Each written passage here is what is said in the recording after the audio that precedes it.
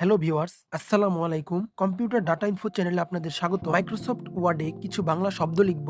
আমার সোনার বাংলা, আমি তোমায় ভালোবাসি, চিরদিন তোমার আকাশ, তোমার বাতাস।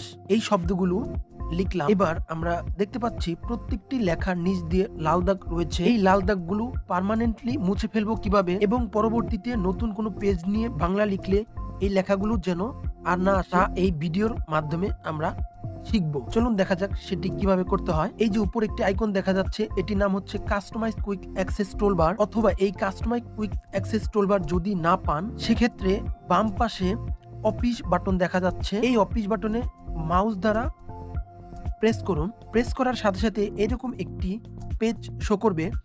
নিচে দেখা যাবে ওয়ার্ড অপশন। এবার এই ওয়ার্ড অপশনটি প্রেস করুন। ক্লিক করার সাথে সাথে এরকম একটি পেজ শো করবে। এবার বাম পাশে কিছু অপশন দেখা যাবে। এই অপশন থেকে প্রুফিং অপশনটি সিলেক্ট করব। এবার প্রুফিং এ প্রেস করার পর এরকম একটি পেজ শো করবে। একদম নিচে দেখতে পাবো এক্সেপশন ফর ডকুমেন্ট এবং অল নিউ ডকুমেন্ট। এবার নিচে hide spelling error in this document only, hide grammars error in this documentary only. এই দুটি অপশনে জাস্ট টিক মার্ক করে দিব। টিক মার্ক করে দেওয়ার পর জাস্ট ওকে করে দিব। তাহলেই আর লেখার নিচ দিয়ে লাল দাগ দেখা যাবে না। এই দেখুন চলে গিয়েছে। এবার আমরা টাইপিং করছি, এখানেও দেখব লাল দাগ আসবে না। তো ভালো থাকবেন, আল্লাহ হাফেজ।